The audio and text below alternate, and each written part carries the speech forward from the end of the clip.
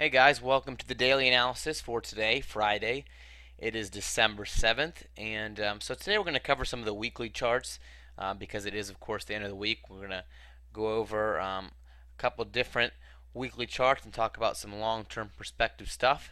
As I always like to say, it's nice to take a step back and take a look at these weekly charts just to give yourself a more long-term view of the market. I think that's important so that we don't get caught up in the intraday stuff and kind of lose focus and lose view of what's going on the overall view of the market. Okay, so that's what we're going to do today. And guys, I also just want to let you know, we're working here to make the daily analysis and everything else we do the most beneficial as we possibly can for all of our viewers and our subscribers. And so, if there's anything that you think that we could do to make the daily analysis in particular better, please leave a comment, whether that's doing a text review underneath or covering more pairs, covering less pairs, focusing on other time frames, whatever it might be. If you have an idea of something that you think would make the daily analysis better, more beneficial for you, please leave a comment because really it is our goal to make it the best resource we possibly can for you and for your benefit. Okay, so just as a reminder, if you think about that, please do leave a comment with anything that you think that could benefit the daily analysis. All right, so with that said, let's look at our terms quickly and then we'll jump right back into the charts. And as you probably know, the terms just say that we're not licensed or qualified to provide investment advice and that everything we do is purely for your educational benefit and that nothing we say is to encourage you to risk your own money. Okay, so if you want to pause it and read through those, please feel free to do so. I'm going to get back on the charts. Alright guys, so the first thing I'm looking at here is the Pound New Zealand weekly chart. As you know, this is a currency pair that I've been paying a lot of attention to because of the range that we talked about. The Pound New Zealand was kind of held up in this triangle for quite some time, and we did get a breakout to the downside. If you look at the daily chart, you see a very strong breakout to the downside. But what's important to note is that we still do have this upward trend intact on the Pound New Zealand, so they're actually running right into that area. Now, depends on how you draw the line. You could draw it so that you still got a little ways to go. If you can see the bottom black line here, obviously it depends on how you draw these lines. And really, anytime you draw a line, it's really representing more of a zone than a specific line anyway. But either way, the Pound New Zealand is drawing close to this major supporting upward trend line. So where it looks like, okay, we're finally breaking out to the downside and gaining some bearish momentum, also be careful for actually a redirect, so to speak, back to the upside and a continuation because you can see that these moves off this trend line have been pretty decent. Now the most recent one here, not so much. It moved, less than half as high as the previous one, but still coming down to retest, and we could get a continuation back up toward the 2 area. The recent highs came up around 2021, same with the high before that. So there's potential for that to be tested again up above the 2-to-1 area for Pound New Zealand. Right now, a pound is worth about 1.95 New Zealand dollars. So every New Zealand dollar is almost at that 2-to-1. 2 New Zealand dollars to 1 Great British Pound. But there is a chance that we could break up past that 2-to-1 area, which when you think about it is pretty amazing that, when you're considering 2 major currency pairs and not a currency pair like the yen, where it's way off. We're talking about pound, New Zealand's, Canadian dollars. Pretty amazing that it can be at 2-to-1. That's a very major value difference.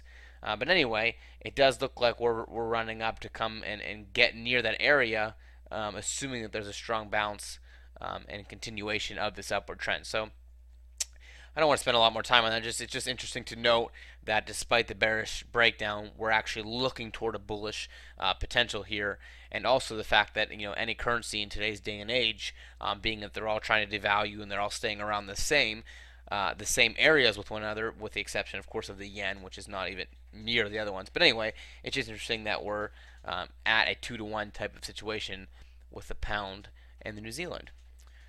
Okay, let's check out some other weekly charts. Alright, so the euro dollar also moving down. We can see that, overall this starts at about the middle of 2011, moving down. And this is not a strong trend line. You can see that it hasn't been tested many times, but just a very general trend line.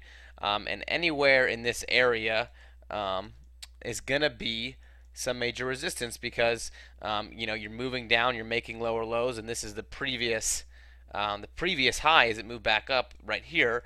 And so anywhere as it moves up, whether it's you're considering this a downward trend line or you're talking about this major level, anywhere is going to be a resistance area for the euro dollar. So that's probably why we're seeing a lot of rangings, just because all of this, you see this level here, this level here, this level here, this level here. That's why I say just this whole area is just filled with major weekly pivot points and levels. So it's difficult to pick just one one major level, but that's probably why this ranging is happening. And right now, we have a pretty bearish week, a decent pin bar pushing price back down. And I, for one, think there's a pretty nice potential that this is going to continue and at least come down to test this little downward bottom trend line that we have forming here, because this euro momentum has shifted quite a bit over this week. And so I think there's a pretty high probability of continuation there, especially considering the landscape of this overall downward trend line. So I'm looking for shorts on the euro dollar. I think there's a good probability of continuation, not to mention this is right on the top of this previous twin setup where it moved down from here. So a lot of things pointing me to believe that this is going to head down, and a nice pin bar to top it off right off this trend line area. So again, pretty bearish on the euro dollar. We'll take a look at some of the other euro crosses, which are all pretty much bearish throughout, but the euro dollar specifically falls in a nice trend area, and I think has some good bearish potential. Speaking of weekly trend lines, you can see that the US yen here is also fighting a bearish weekly trend. Been going down consistently now for quite some time, and so we have 3 pin bars in a row topping out here right on this trend line area.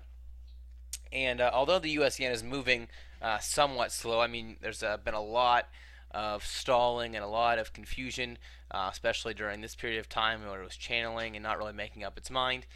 Despite all of that, there still is some pretty decent swings. You can see that from the top here, this swing, a lot of channeling in here, but then a good swing back up, a good swing down, some channeling again, and then a pretty good move back up. So despite the channeling and the consolidation periods, the US yen still is moving back and forth with relatively good movement, and so a short off this major level all the way back down to the base in here around 77.5 is still a pretty nice profit potential opportunity if you're able to take advantage of that. Which, of course, if there is a good signal, I would certainly encourage doing. So that's US yen. It seems like there's a pretty solid trend line on almost every one of these weekly charts that we look at, and we're going to continue to check them out. But the US yen has been tested now at 3 major points in this downward move. So this one's a pretty solid trend line area. And you can see the same thing with the pound dollar. Downward movement like the other pairs that we've looked at so far. Strong point tested here and pushed back down, and got about 50% retracement down from this pullback here, and started rallying back up. Now it didn't get quite back up to retest this level before it started moving down this week and create a decent pin. So the question is it going to move down now and start continuing this downward movement? Or is next week going to come back and make sure that we get a retest before it makes its next move, whether that's to the downside or perhaps a break to the upside?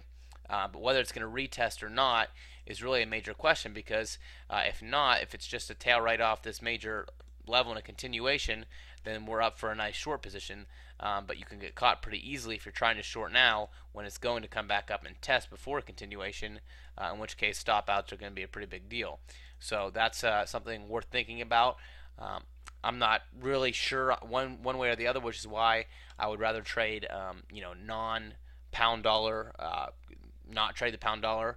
I think that the pound odd or pound New Zealand or some other crosses offer better opportunities, whether long or short, than the pound dollar, just because there's a little less certainty, a little more confusion in the pound dollar based on what we're seeing. So I would opt to trade other pairs rather than the pound dollar. Okay, one more trend line to consider would be this euro pound weekly chart, and you can see that obviously the euro pound is the most extreme downtrend of most of the ones that we've looked at. A pretty steep downtrend since back in the middle of 2011 up here where it made its top. Now recently we rallied. There was a bottom here on the euro pound, and you guys probably remember pretty clearly as I do that we rallied up and actually broke through this long-term trend line. This was a big weekly bullish week. I remember that it moved straight up throughout the week, and I thought, wow, this is some serious momentum for the euro against the pound. This might be a very long-term move based on how much momentum we're seeing in the strong break of the level. But as you can see, there wasn't much. It got up to here, right around the 81.50 area, and then started heading back down, and now we're right back at a retest of that same level and pushing down. So this is a bottom here that we'll have to look out for, but there's a real potential this thing can come all the way back down and test this trend line that it had been moving in for a little over a year. So good potential here for some euro pound bearishness. It's about whether the momentum is going to continue, because it sure is bouncing off of a very good level and showing strong continuation off the horizontal level here, again, which we can see very good horizontal level, but also the trend line at the same time. So that's double resistance, pushing price back down, and in my opinion, a really great short opportunity. And just be watching out for this zone here. And other than that, definitely potential to come back and test this steep trend line somewhere in here and see if this thing can actually continue on. Alright, so that's the euro pound, and let's look at one more chart and then we'll be done. Alright, and the last one I want to look at is the odd dollar weekly, and you can see, not surprising, one more bearish trend line. So pretty much everything is, looking at a bearish trend line, today's weekly analysis. And obviously we have the bullish trend line too, a little bit shorter term, steeper trend line, but we're caught in this area right now, and it's just waiting for the breakout. I mean, I know we've mentioned this a lot of times, but a breakout of this level should be a significant one, just because of how long it's been held and contained in this area. So look for a strong breakout, and then one thing that I always look for is a break, a retest, and a continuation of that level, because oftentimes it's the continuation move that is the most pips and the most momentum, and that's always what I'm looking for when I'm watching breakouts. So keep that in mind. Keep an eye on the odd dollar, as it's a little different because the odd dollar really has nowhere to go. It has to break out, whereas some of the other pairs can either bounce or break the level. This one is trapped kind of within two major weekly trend lines and really needs to make a break here in the near future, or else it's just going to run out sideways of the level. And of course, that is a lot less fun than a strong breakout. So that's the odd, and we will be continuing to watch that throughout next week, and I'll keep you very updated on what I'm thinking on the pair, along with all the other pairs, of course. But that's it for the weekly analysis. Thanks, guys, for stopping by, and make sure you do, again, leave a comment, as I mentioned earlier, with anything that you can think of so that we can make the daily analysis better than it is. All right, talk to you soon.